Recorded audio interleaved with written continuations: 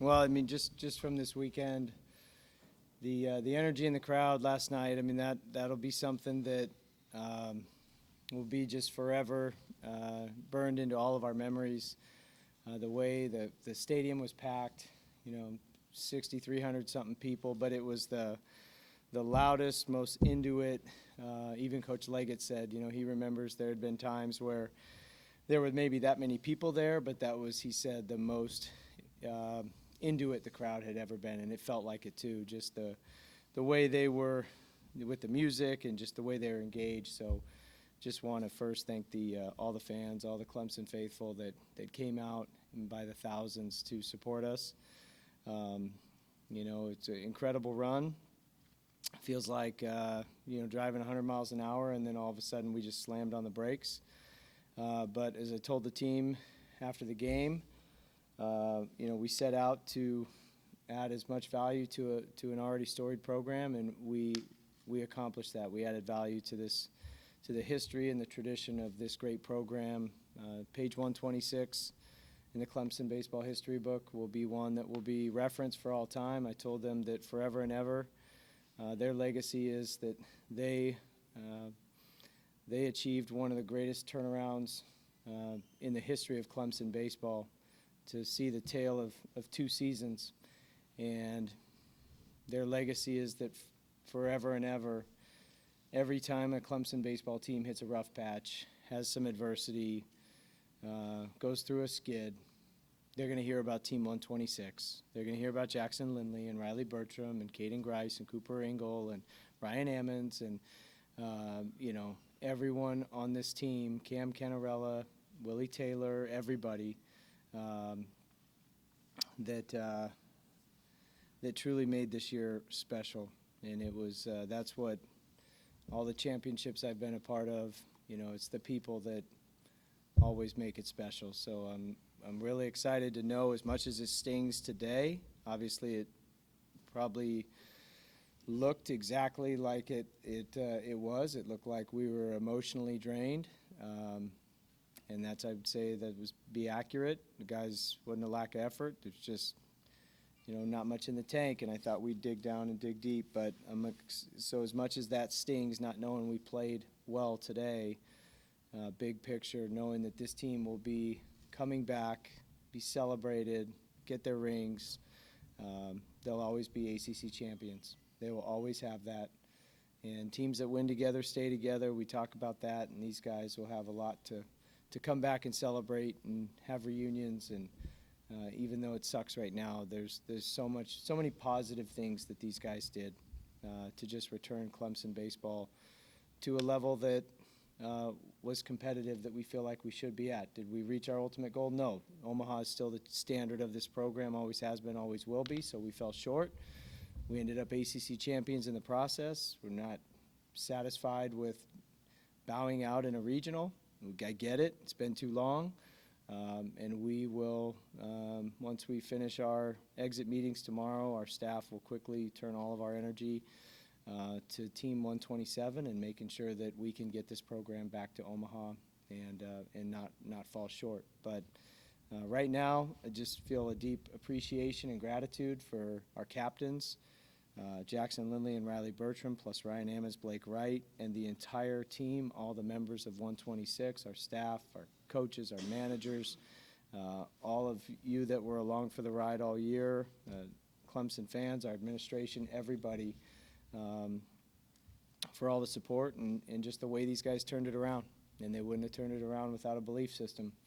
And for most people, they had to wait to see it to believe that Clemson baseball was back, but these guys believed it first, and then we saw it. So, be forever grateful to them, and very proud to know that they will be champions for the rest of their life. All right, questions? We'll start back here in the camera area. Riley, you can see the emotion that this is tough to make the choice to come here to build something with Bakich and his staff, and fall in love so quick with Clemson. What do you walk away with from this experience and these people? Yeah, it was an honor to be here, to see what Clemson's all about. And, the two big things for me was playing with some really elite players. Caden Grice, Cooper Engel, Billy Amick. I mean, Cam Canarella. Can't say enough about that kid. They're going to do special things. And then the friendships I met here. Jackson Lindley, Ryan Ammons. The list goes on there. But, I mean, that's what it's really about. And my circle got bigger, and I couldn't be more excited that I came here and met new guys like that. Let's go on the right side here in the middle. Obviously, you missed Cannerella's bat and his glove today. The high throw to first wound up proving to be the winning run. I know Bryce played center earlier in this season. Did you go back and forth at all about leaving him at first, moving some other players around? We did, yeah. We stayed up half the night drawing, depth charts and yeah. But yeah. I mean, does Caden catch the ball? Straight maybe. But yeah, I don't know. I don't know if that factored in or not. But we wouldn't be champions without Cam Canarella and his competitive fire. And he's as competitive as it gets, and I love that about him, and that's what makes him great. So, I appreciate him for who he is, and I forgot. Riley mentioned Billy. I forgot to mention Billy, but we wouldn't be champions without Billy Amick. I mean, he was a huge storyline in that turnaround, and he's like superhuman the way he's just been on a tear. So yeah, I wouldn't throw any blame his way at all for the high throw, but yeah, I mean you certainly see that the offense felt out of sorts today, and I don't know if it was because Cam wasn't in there, if it was just we were just emotionally drained, and but it's this time of year, you just got to try to find that adrenaline rush and find that next gear and go for it. We just fell short today. Let's go to the left side here. Hey, Coach, it's David Hood with TigerNet.com. Ty Olenchuk came off the bench to pitch today, pitched well, but he also drove in a run, had a base hit late. Is he the next two-way player? Could you see him more in a hitting role next year?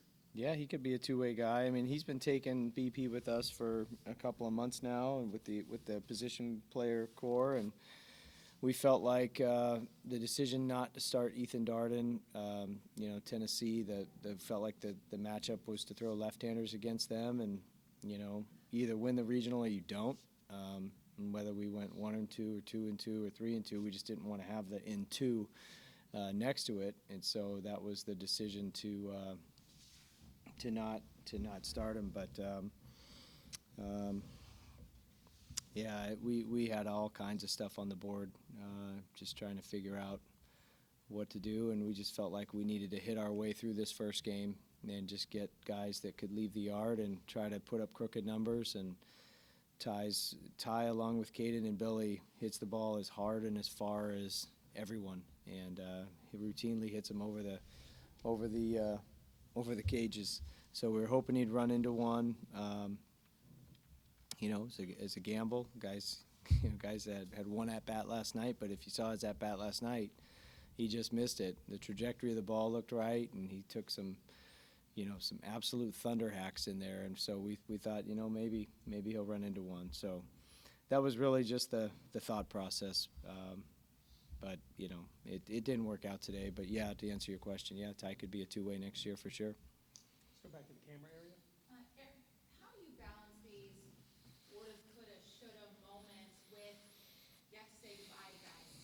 You have to send some of these guys off to that next phase of their life.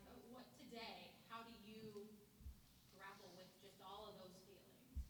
Yeah, I mean, these are the anytime you're not the last team standing, you're going to have these scars that don't heal, and those go back a long time, because you just look at what could you have done, what should we have done, and everybody's going to want a Monday morning quarterback the certain decisions. Should have thrown this guy, should have taken him out, should have left him in, should have bunted, should have swung away, whatever. But you know, you just got to live with it and move on. And you know, that's where the resiliency of the players is special, because they have a short memory and they can put it behind them quickly. And you know, I think as coaches, we'll probably go through that game last night thinking what could we have done different to come out on top. But you know, it's just all of it is just you know, another repetition that calluses the mind and makes you better. And you know, this program will be better for it, even though it sucks right now because it's an opportunity missed. But yeah, I mean, it's real easy to play the woulda, coulda, shoulda game, and that's, you know, Riley's heard me say this for a lot of years. Only the losing team says woulda, coulda, shoulda, right? And so it just didn't happen. And we're not going to make excuses for it. We just didn't get it done. But as coaches, I think that's where we'll beat ourselves up a little bit for every little decision. Let's go on the right side. Coach Trevor, go to CTigers.com. I'm just curious that strike him out, throw him out in the fifth where you got the interference call. Was that a design cutoff where he was supposed to catch it and get the runner up third? No, that we screwed that play up. We were supposed to throw to third base. So, but hey, worked out in our favor. So I thought we caught a very lucky break there, because that was a first and third defensive play that we just threw it to the wrong spot.